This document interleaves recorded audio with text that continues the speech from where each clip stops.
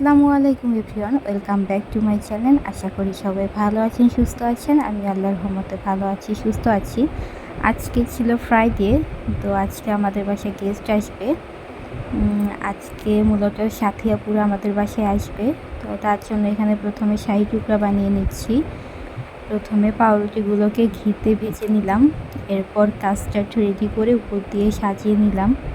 এই তো শাহী টুকরা রেডি হয়ে গিয়েছে, এখন ফ্রিজে রেখে দিব। শাহী টুকরা বানাতে খুব বেশি সময় লাগে না। আর এখানে আমি রোস্ট রান্না করে নিচ্ছি। আজকে হাতে বেশি সময় ছিল না, তাই শর্টকাটে সব কাজ করতে হচ্ছে।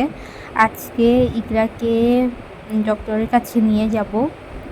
তো আমরা যেহেতু ঢাকায় চলে যাব, তাই ডক্টরের কাছে লাস্ট চেক আপ করেই নিয়ে যাব। তো ডক্টর শুক্রবার ছাড়া বসে না আর কি, আজকেই যেতে হবে। আমরা তো রবিবারে চলে যাব, তাই তো সব কাজ তাড়াহুড়ার মধ্যে করে নিচ্ছিলাম। আর এখানে আমি পোলাও রান্না করে নিচ্ছি। তো পোলাও রান্না করার জন্য এখানে চাল ধুয়ে নিলাম। এখন গরম মশলা, পেঁয়াজ কুচি এইসব তেলের মধ্যে ভেজে নিব। তারপরে এখানে চাল দিয়ে দিয়েছি। চালটাকে খুব ভালোভাবে ভাজতে হবে। পোলাও রান্না করার সময় চাল যত ভালোভাবে ভাজা হবে, পোলাও তত ঝরঝরা হবে। চাল ভাজা হয়ে গিয়েছে, এর মধ্যে আদা রসুন বাটা আর মরিচ দিয়ে দিয়েছি। এখন ভালোভাবে আরেকটু ভেজে নিব। তারপরে আমি গরম পানি দিয়ে দিব। চাল যতটুকু নিব তার ডাবল পানি দিতে হবে পোলাও রান্নার সময়। এদিকে পোলাওটাও রান্না হয়ে গিয়েছে, আর ইকরামণিকে গোসল করিয়ে নিয়েছি। আমিও খুব তাড়াতাড়ি গোসল করে নিয়েছি। আমাদের ডক্টরের কাছে অ্যাপয়েন্টমেন্ট ছিল 12টার দিকে, তো আমরা 12টার মধ্যেই গিয়েছি।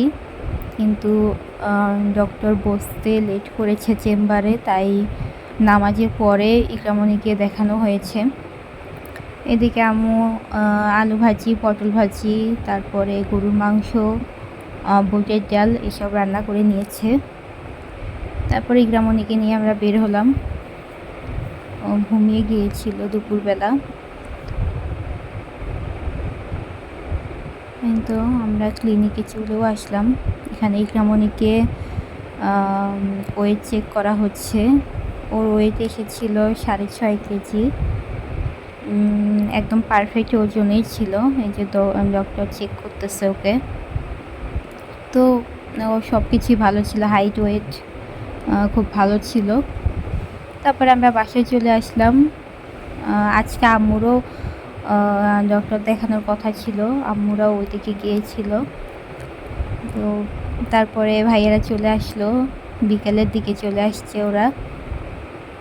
এখানে ভাবি, সুভা, সায়ান, এই তো সাথী আপু, ওরা সবাই এসেছিল। তো খালু আজকে আসতে পারে নাই। আজকে আমার শ্বশুর আব্বাও আসছিল। তো খালু, আমার শ্বশুর আব্বা এরা ঢাকায় চলে যাবে আগামীকাল, আর আমরা যাব তার পরের দিন। তাই খালু ঢাকায় যাওয়ার প্রিপারেশন নিচ্ছিল। উনি আর আমাদের বাসায় আসেনি আজকে দাওয়াতে। এখানে সবাই খেলা করছিল, গল্প করছিল। এই তো আন্টি।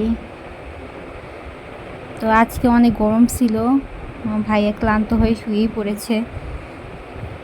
ইকরামণি জাস্ট ঘুম থেকে উঠলো, ও একদম সাইলেন্ট মুডে আছে। স্যামিরাও খেলা করছিল। এখানে সুভা, ইকরামণির থেকে সুভা 3 মাসের বড়, সুভার থেকে সায়ন বাবু 1 মাসের বড়, আর সামিরার বয়স 4 বছর।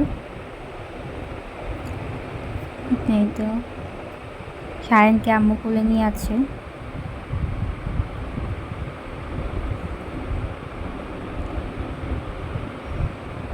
ইকরামণি সবার মাঝে থাকতে পছন্দ করে।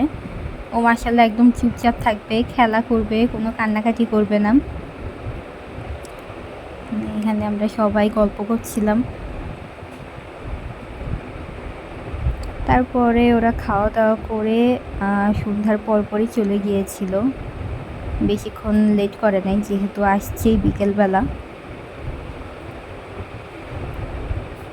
তো ঢাকায় চলে যাব, আর তো কারোর সাথে দেখা হবে না। এই ছিল আজকের ব্লগ।